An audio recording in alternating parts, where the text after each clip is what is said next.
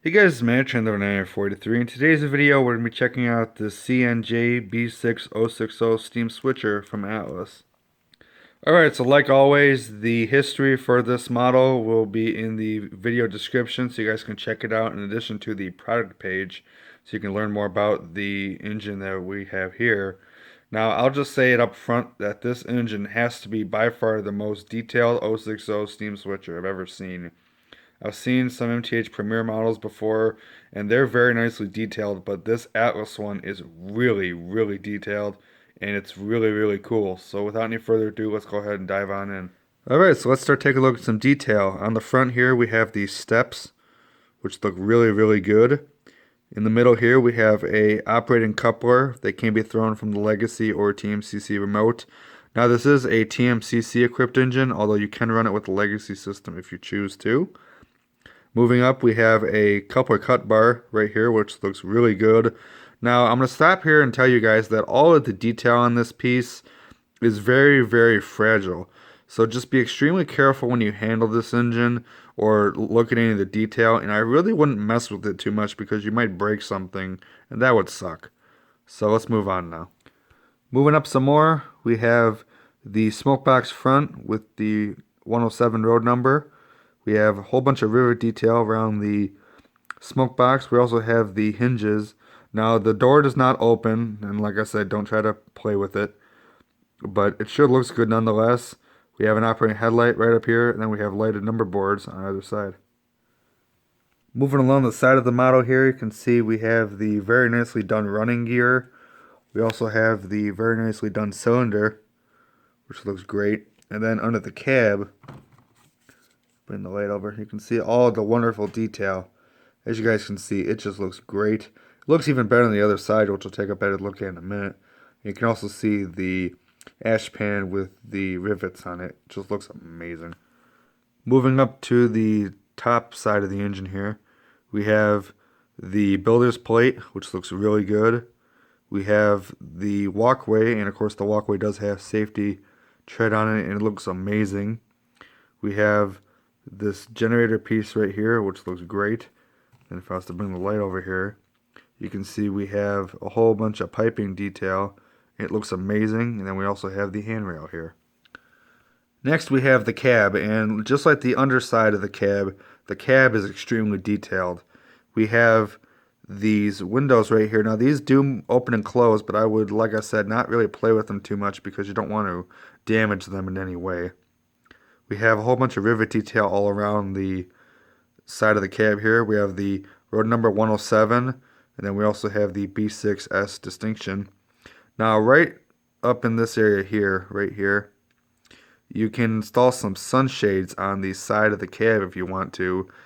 The instructions that come with the engine show you how to do that. And then inside the cab, I don't know how you guys can see, but we have two crew figures in there, and we also have a very nicely done back head. I'll go and turn on the power real quick and show you guys the inside of the cab. Alright, so I'm going to try my best to get inside the cab for you guys here. So, you can see we have a little bit of the back head there. It's probably about the best view I can get. Come along the other end here, you can see the crew figure. Turn the camera. There's the cab light. See some more of the back head. If I go in here, this is probably the best view you'll be able to see.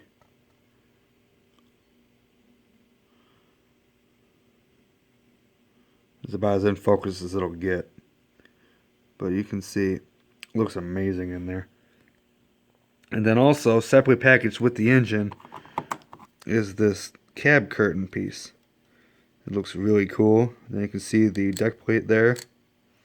That looks really neat. Then under here we have an electrical tether and a drawbar.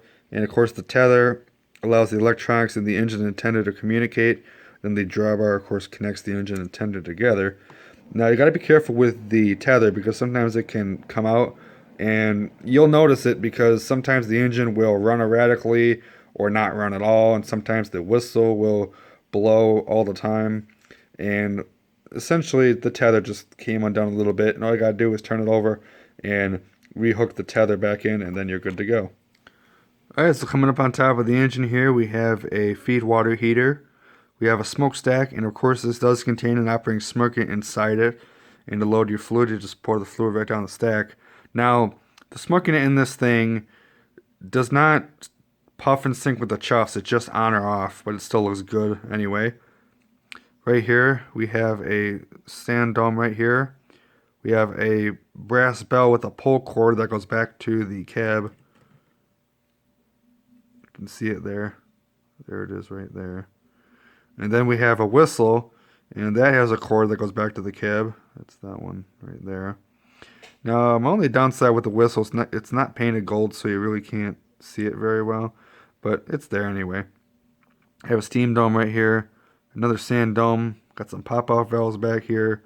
And then we have this detail assembly here, which looks amazing. And on top of the cab, like I showed you guys, we have the roof vents. And those open up just like that. You can see all the rivet detail around it. It looks amazing. Coming along the tender here, you can see we have the CRR of NJ name, which of course stands for Central Railroad in New Jersey. We have the tender truck chains and the truck side frames, which look really good. On the back, we have an operating coupler, and then we have a ladder piece, which look really, really nice. Coming up on top, we have a coal load. Now, this coal load is a molded plastic coal load. It looks good, but I will probably go ahead and spiff it up by putting little pieces of real coal in the top of the tender here, just to make it look that much better. Then right here we have a water hatch, and that does open, and then inside it, bring the light over so you can see a little bit better, we have the controls for the engine.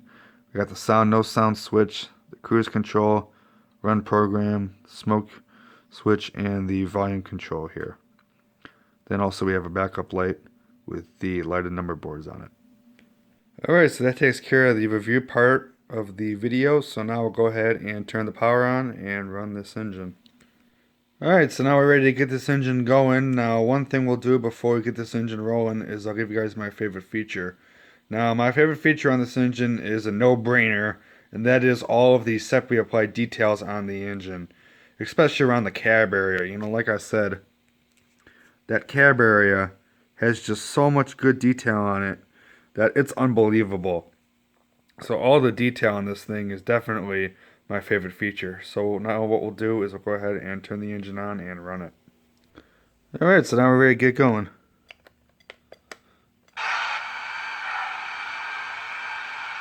And I am using the TMCC controller for this.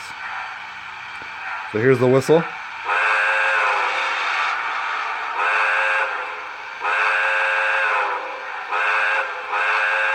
And of course, as you run the engine, the higher speed you have on the engine, the whistle will of course change. Here's the bell.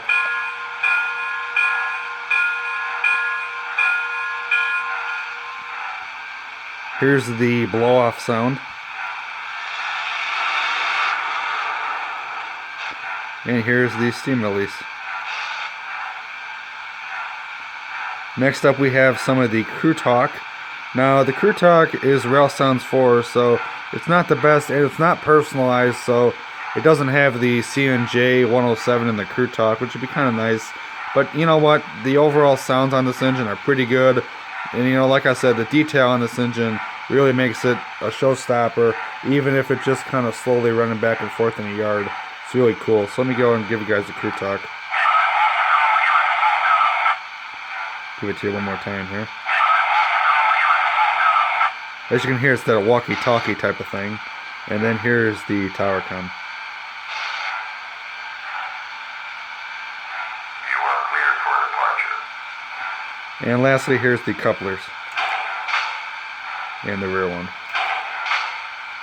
Alright, so there we go. So let's get some cars behind this thing and run it. Alright, so now I got some cars behind the engine. Let's go ahead and roll it out. You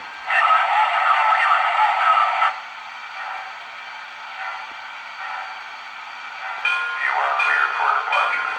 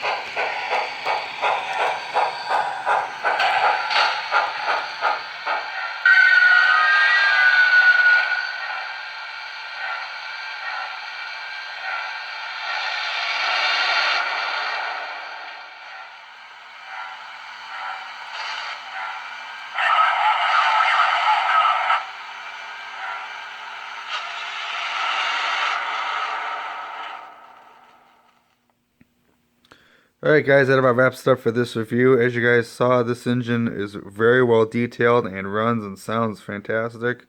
Now if you're interested in purchasing this engine, the retail on it was I think around 650 or so, which I think is a little bit high for this engine. But hey, that's Atlas and I can't comment about that. But this engine, if you can find it for a good price, I would definitely recommend picking it up. Now I picked mine up at Nicholas Smith at his blowout sale recently, and I got it for 250. And at that price, I'm very, very happy with this engine. If I had to pay a little bit more, I don't know. I think that if I had to pay high fours or low fours for this, I think that would be a little bit expensive. But for the price I got, I think I got a really good deal here. Now, this engine also came in two different numbers. I have 107. Atlas made number 110 in CNJ, and they made several other road names, each with multiple numbers.